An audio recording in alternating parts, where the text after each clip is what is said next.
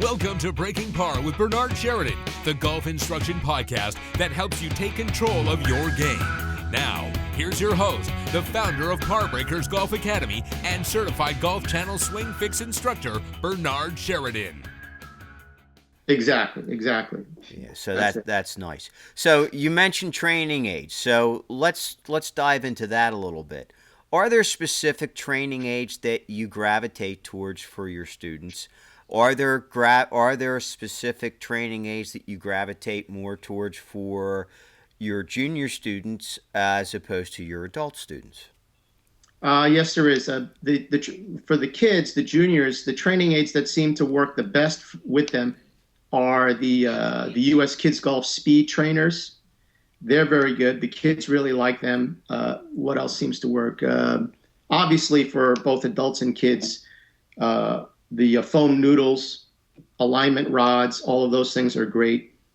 The couple of training aids that have really worked, and originally I got them just for the kids, but the adults love them as well, is the snag snapper from Snag Golf. The kids love it because of the snapping of the ribbon, but the adults, they really get a sense of how to release the club properly. I believe it's the speed swoosh, where the ball moves up and down. It seems like an alignment rod. And I apologize, I can't remember if it's Momentous or Medicus that makes it. I think it's one of those two companies. Right. But that's very popular with our juniors.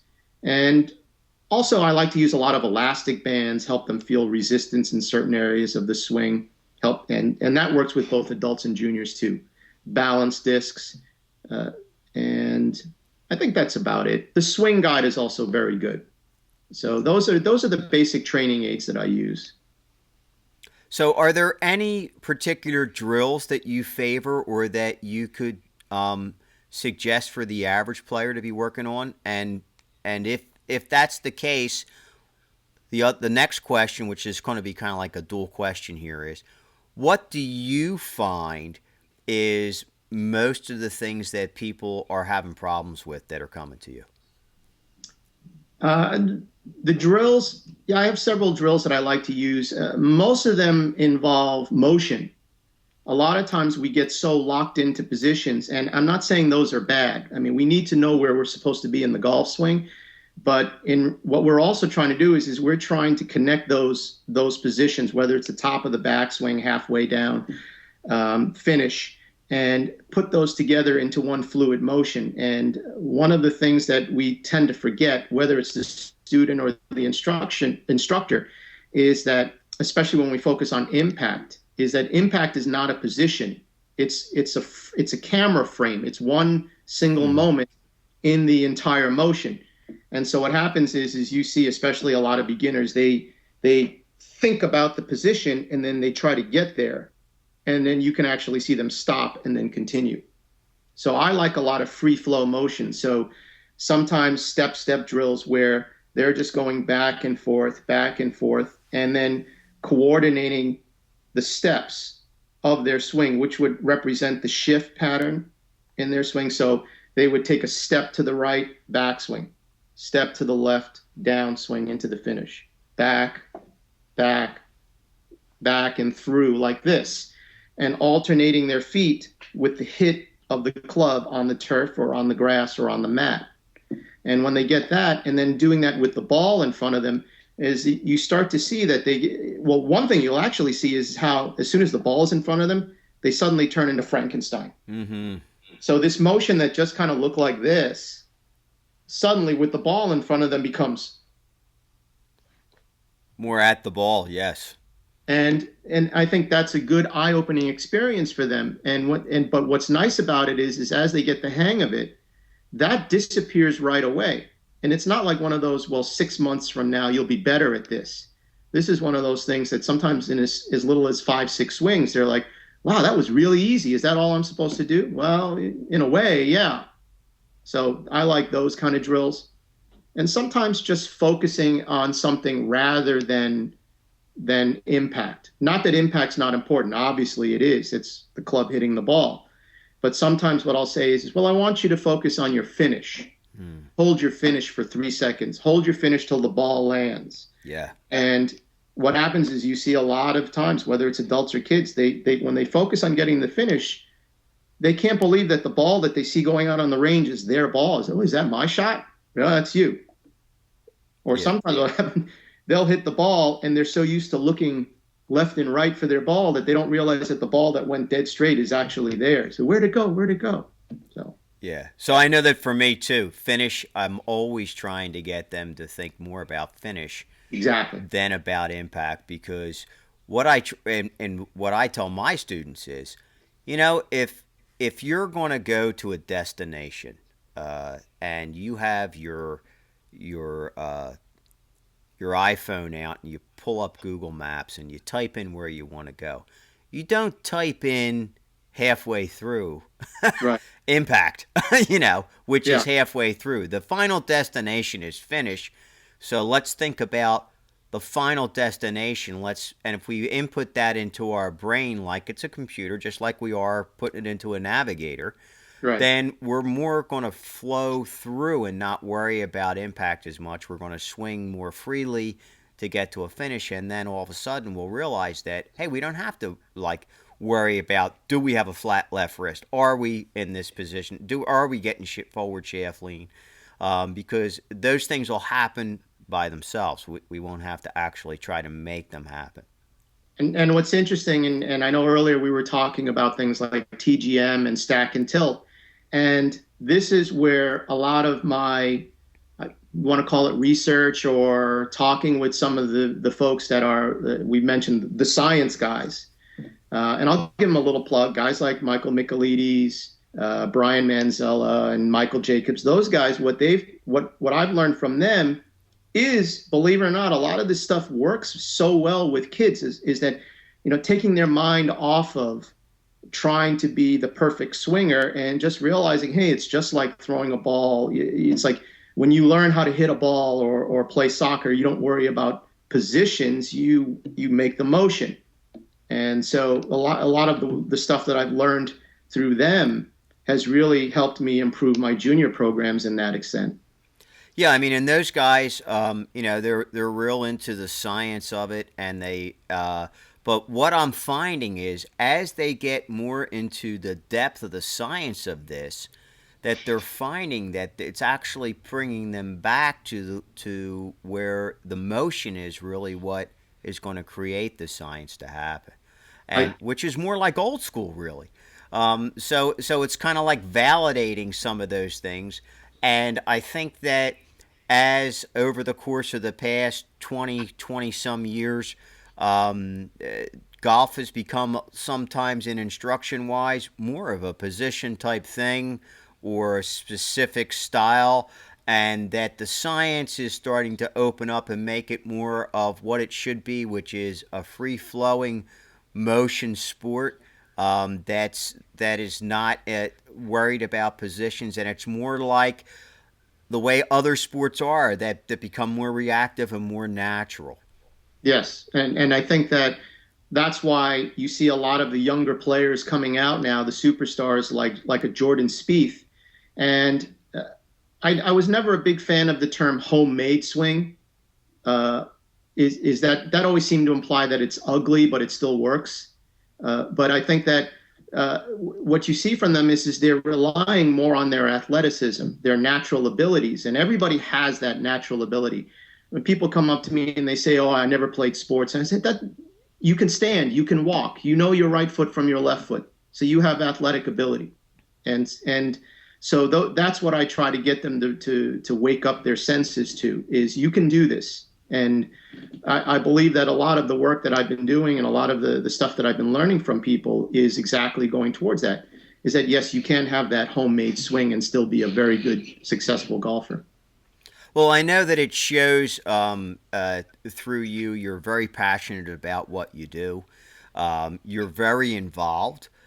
You're very personable. So all those things, at least from my personal experiences with you, other than this interview, we were speaking before we got on the air, that you have that persona, and it's a great persona to see, and it's great that you're getting recognition, because then a lot of other instructors can take that lead from your lead, which is would make the game a lot better and get a lot more people to enjoy it if there was a lot more instructors out there like yourself.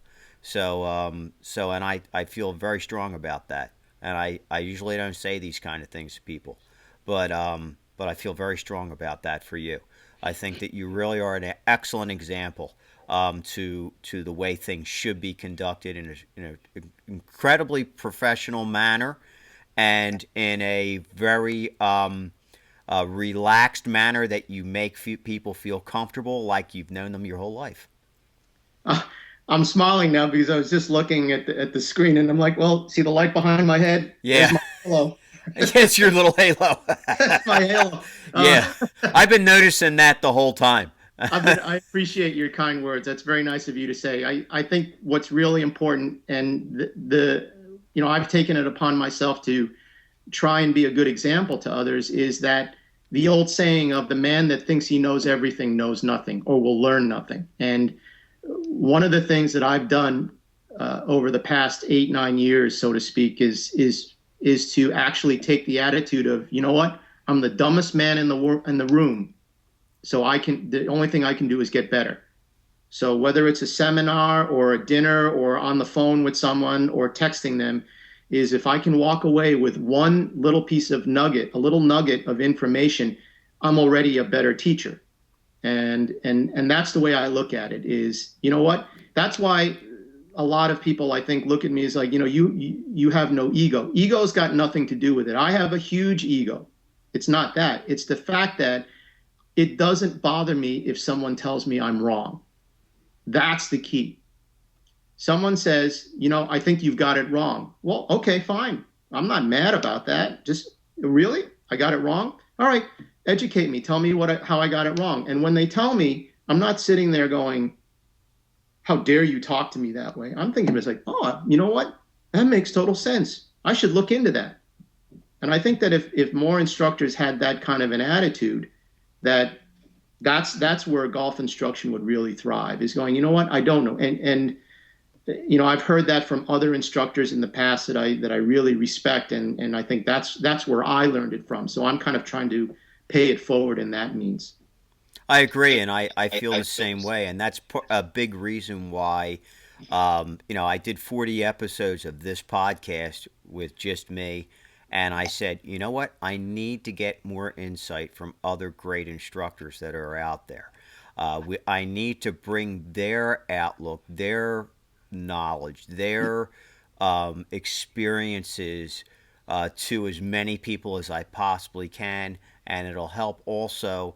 I will learn from them too. So I totally agree with you 100%. It's the day that we stop learning is the day that we should be in the box, and no longer exist, at least physically on the planet. Right.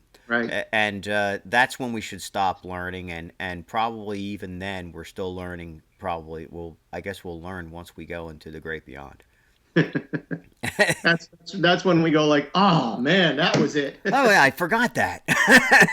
Now you tell me, what the heck? I can't show anybody now. So before we leave, I want you to drop us your greatest insight into the game. If you were going to say one thing to our listeners out there that you would say would be your greatest insight into the game, what would it be? I would say enjoy the failure as much as the success. This is a game of failure. We've heard it a million times. We're going to fail. We're going to hit bad shots. Tour pros hit bad shots all the time. It's enjoy the failure. I mean, when I've gone out and played and I've hit a bad shot, I'm the one that's laughing. I'm the one that's going, yeah, you're a pro. Nice job, buddy. And you have to, because if you sit there and you have the weight of the world on your shoulders because of this 1 3-foot putt that you missed, you're going to rip yourself apart, and you're not going to enjoy the game. And we've heard talk in the past about, oh, we're losing numbers in the game. Well, part of the reason why we're losing numbers is because people are finding the game is not enjoyable. Well, sometimes if we can find ways to laugh at ourselves when we're making mistakes, we've all seen that video of that 3-year-old kid putting and misses the putt and he throws a temper tantrum on the green. We're all laughing at that. If we can have that same mentality when we miss the 3-foot putt, just laughing at that video, I think we'll enjoy the game much more. So enjoy the failures just as much as you enjoy the successes. That's a wonderful nugget of wisdom to leave us with, and it's great appreciated. So before we let you go, how can our listeners get in touch with you if they want to work with you, and where exactly can they reach you on social media? Okay, my telephone number, if you want to reach me there, the office number is 516-767-4817, extension 2351. The golf course is Harbor Links Golf Course in Port Washington, New York. And they have a wonderful website. It's www.harborlinks.com. And that's Harbor, O-R, not O-U-R. My social media on Facebook, it's James Hong Golf, JamesHongGolf. And on Twitter, it's the same handle, @James Hong Golf. So those are the ways you can reach me. Wonderful. James, it was an absolute pleasure. It's always a pleasure talking with you, whether it's face-to-face like this, which I feel it's face-to-face because we're on Skype here, and or through social media. You're a fine gentleman, and I wish you the greatest success that a man can have. You're a great guy. Thank you very much. This is a great show. It was a real privilege and an honor to be on this. Thank you very much for inviting me. My pleasure. So thanks again, and as we say at Breaking Par, try to keep it in the short grass.